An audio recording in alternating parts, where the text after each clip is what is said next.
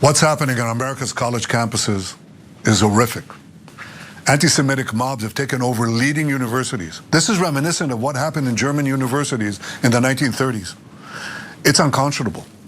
It has to be stopped. It has to be condemned, and condemned unequivocally. But that's not what happened.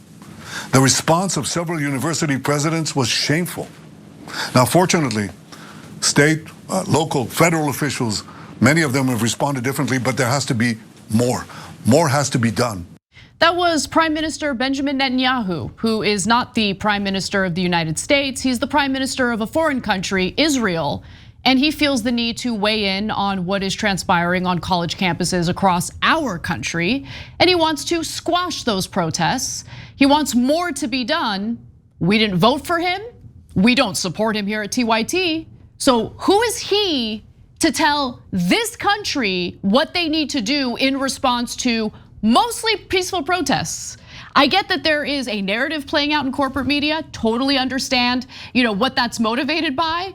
But the fact of the matter is, you go to campus after campus, you speak to protesters, the actual protesters, the demonstrators who organized the protests. Many of those protesters happen to be Jewish themselves, but we keep hearing about how it's all anti-Semitic because apparently criticizing Israel's slaughter of civilians in Gaza is anti-Semitic. It's the same thing as what the Nazis carried out during the Holocaust. Yeah, because if you're for peace and saving innocent lives, you're a Nazi. But if you're for slaughtering 25,000 women and children and saying it's not enough, what are you then? No one's allowed to say. Okay, so we're gonna talk way more about Greg Abbott, and we're gonna give you the details of some of these arrests, almost all of which, not almost, all of which were outrageous, and some of which have already been reversed. But in the Netanyahu speech, he says, fortunately, and he's going to talk about how his political allies in America have already arrested anyone criticizing him. That's just, my brain can't handle how insane that is. Okay, so what he really should be saying is, fortunately, AIPAC is about to spend $100 million in this election cycle. And that's why we control about 80% of the politicians on the Republican and Democratic side, and they'll do as they're ordered. And so they're doing preemptive arrests without even knowing what the kids are gonna say. Anti-Semitic, you don't even know. They're like, oh, kids are going to USC. Let's plan to arrest them, send the cops. They didn't even say anything yet. How could they be anti-Semitic if they didn't say a word? So I'm gonna give you those details in a moment. They're not made up, it is true. There are literal arrests that have already been reversed as a result of the police realizing, oh wait, there's nothing to charge them with. Pausing here to deliver some honest truth as we do in our news coverage as well. TYT is facing challenges, guys, as the entire industry is. You know who could make the difference? You. If you hit the join button below, it's gonna make all the difference and keep us in business. We appreciate you, thank you. And then at the end though, he says, I want more. You're gonna have to do more to please me. I'm the leader of a foreign country, but I rule all of you, not just Biden, who's my dog, because I told him to give me $17 billion extra of your money and he did it, and now we're slapping him around. That's a different story today about now ministers in Israel laughing their ass off and saying vote for Trump. But on top of that, I want to be able to control Greg Abbott in Texas and New York and LA, and I want every municipality to make sure that they pledge allegiance to Israel. That is insanity. Because guys, it is not, if they were doing actual anti-Semitism, and these kids at UT or USC were surrounding Jewish students, I'd go in there myself to break it up. Are you crazy? We're not gonna allow that, we're progressives. We're all equal, we're gonna stand up for our Jewish brothers and sisters. But that's not what's happening at all. You know what's actually happening? They're protesting for divestment. That's what you never hear in mainstream media. The most offensive thing of all, right? Exactly, you cannot take the money out. How dare you, right? Arrest everyone talking about taking money out of Israel. That money is ours and we deserve it. Who the hell are you, Benjamin Netanyahu? Who are you to us? Ally my ass. So he falsely accused protesters of calling not only for the death of Israel and Jewish people, but for the death of America too. That is what he claimed the protesters are calling for. There were protesters, by the way, my favorite thing that I came across today was local news, because there are protests on college campuses in California. So I was watching local news, KTLA specifically, and they're trying to find examples of violence or anti-Semitism, right? So they finally find a group of students who are chanting "from the river to the sea," and that's it. That's all they've got. Because they automatically assume chanting that means that they want the slaughter of Israelis in Israel, which is completely false, completely false. Okay, guys, this is absolutely indisputable. Benjamin Netanyahu said "from the river to the sea" just a couple of weeks ago. It's okay when he does it though. Okay, so let's be clear. If you're gonna arrest students for saying "from the river to the sea," which is not a thing you can arrest somebody for in America, that's called free speech. And even if you think it means the genocide, even if you hate it, you can't arrest somebody for that. But if we're being fair and going, okay, now we're arresting people if we don't like the certain slogans, right? But Netanyahu also uses slogans. So are we going to arrest Netanyahu the minute he steps on American soil? You know, no, he's ordering us to arrest his political opponents here, even though his best case scenario is they said the same thing as me. I want them arrested. But for me saying it, give me $17 billion. Insanity. So let's talk about what has transpired on some campuses. So in reality, the overwhelming majority of these demonstrations have been peaceful. You might come across an example or two of an idiot, saying something that we obviously disagree with. We've shown some of those videos on the show. We have condemned them. But I love that they're picking on the exception to these peaceful protests. The peaceful protesters, by the way, were met with some pretty harsh responses from police nonetheless. Let's take a look. Pro-Palestinian demonstrators clashing today with riot police at the University of Texas in Austin. Students attempting to occupy space on campus were stopped by police and forced back. UT, the latest school caught in a wave of protests on college campuses. In California, a rally at USC that turned tense, officials closing the gates to the campus. At Harvard, students raced to set up tents. There was a walkout today at the University of Illinois, and the encampment at the University of Michigan is growing. USC has canceled its graduation. Also at the University of Texas, Austin, you have 60 people who were arrested, including 2 members of the media. Literally, they arrested journalists, 2 members of the media who were just there to report on the protest. According to jail records, the people arrested all faced criminal trespassing charges, and today charges against 46 people. 46 of those people who were arrested were dismissed because there were, quote, deficiencies in the probable cause affidavits, according to the county attorney. The students say the police were unnecessarily harsh and brutal in their response. One woman said that she saw a large police officer place his entire body weight to detain a young woman protesting. Law enforcement was also seen kneeling on individuals' backs and necks, pulling their hair, and in one case, punching a protester in the nose. I'm sure Netanyahu finds that real titillating. He loves to crush protesters in his own country, loves to watch protesters who are opposing him get crushed here in the US. The demonstration showed no signs of violence before authorities intervened, though police did order the attendees to disperse and warned many that they would be arrested for trespassing. And that's according to a local news outlet that reported on the protests. Texas Governor Greg Abbott, of course, just a few years ago had bragged about free speech. He signed a law to protect free speech on college campuses. Well, he actually cheered on the arrests and called for more. Arrests being made right now and will continue until the crowd disperses. These protesters belong in jail. Anti-Semitism will not be tolerated in Texas, period. Students joining in hate-filled anti-Semitic protests at any public college or university in Texas should be expelled. Failed to provide examples of the so-called anti-Semitism that was demonstrated at the university in Austin. But we've got updates on Columbia as well, Cenk. Yeah, right wing, what happened? Cancel culture. Now, if you dare protest a different government, a foreign government, Abbott says you should be arrested because that's hate speech.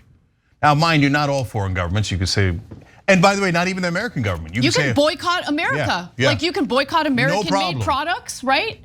I mean, the few American-made products we have left, right? You can totally boycott that. And in fact, no problem, no problem. You could criticize the war crimes that our military carried out, but don't you dare criticize the war crimes that the Israeli military carries out. Unacceptable. And sometimes they even say, if it's a union plant hiring American workers but at union jobs, that's bad, boo, right?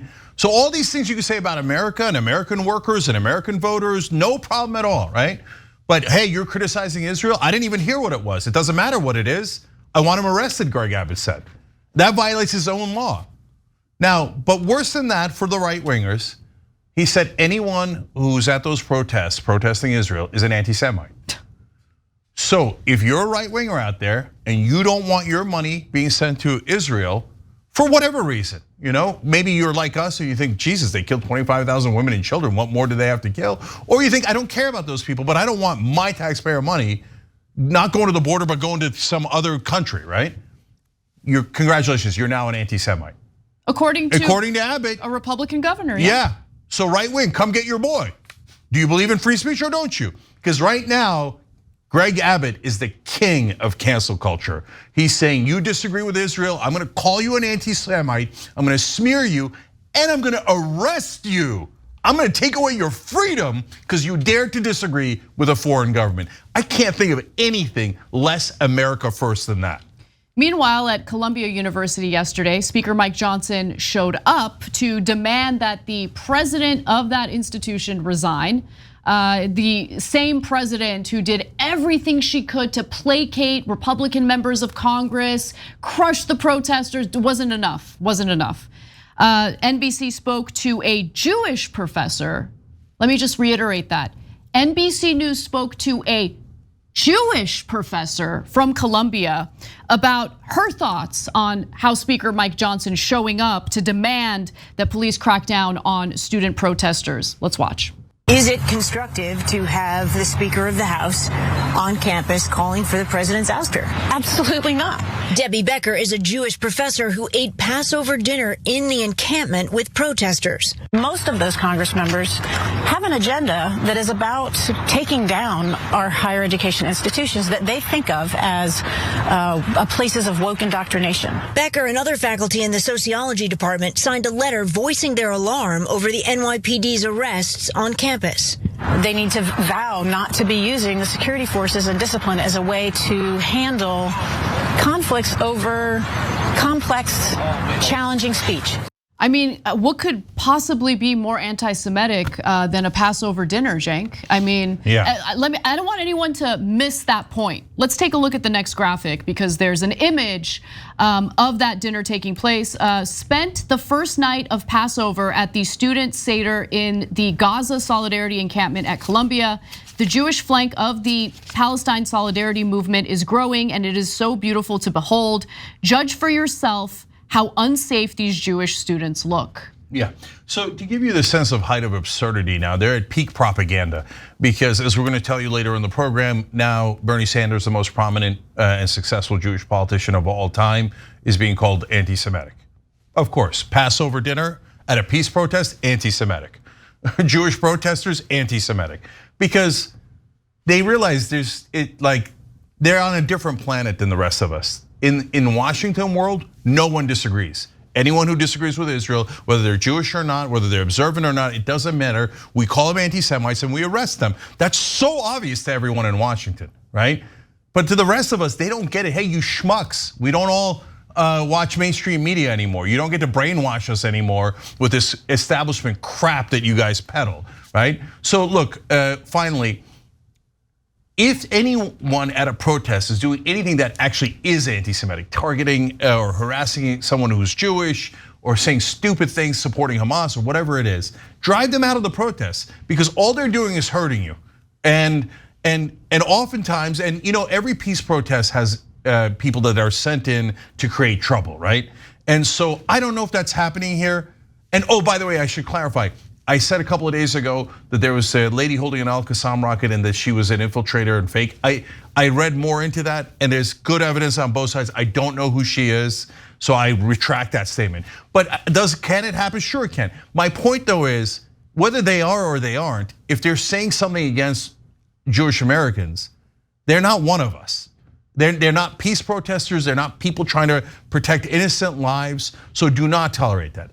On the other hand, for 99.999% of these students that are protesting, thank you. You're American heroes who are actually fighting to save innocent lives. You're not the worst of us, as the liars on television say. Exactly. You're the best of us. Exactly, exactly.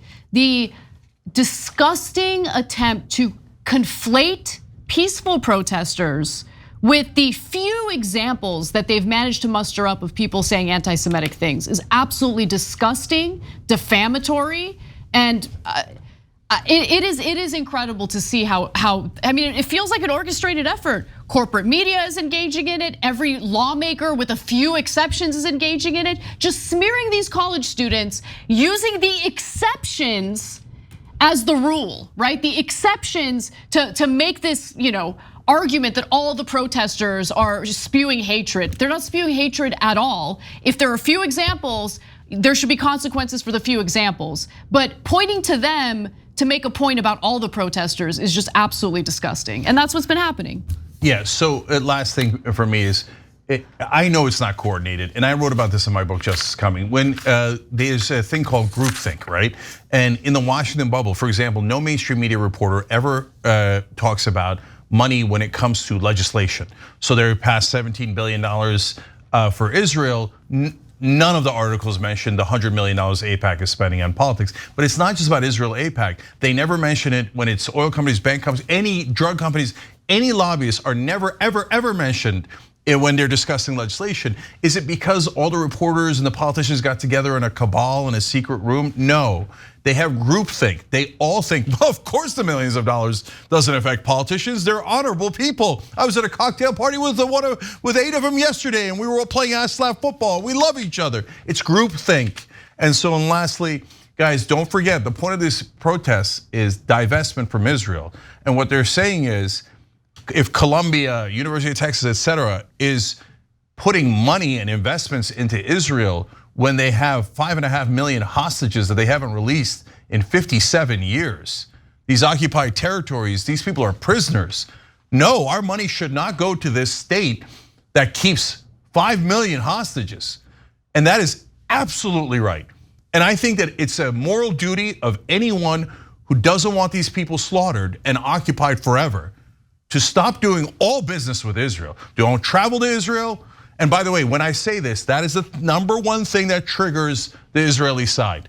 Because once you get into economic issues, that might work in making them stop. So they hate that kind of talk. So, but I don't care. Divest, boycott, sanction, do not do business with Israel until they stop the bombing and they stop the occupations. And then once they do, and we have a 2-state solution, great, then I'm happy to go back to Israel, do all sorts of business, and welcome them into the nations of the world. But until then, they're a pariah state who has chosen to keep those hostages and humiliate them and bomb them and kill them anytime they want. And it is 100% unacceptable. Thanks for watching The Young Turks, really appreciate it. Another way to show support is through YouTube memberships. You'll get to interact with us more. There's live chat emojis, badges. You've got emojis of me, Anna, John, JR. So those are super fun. But you also get playback of our exclusive member-only shows and specials right after they air. So all of that, all you gotta do is click that join button right underneath the video. Thank you.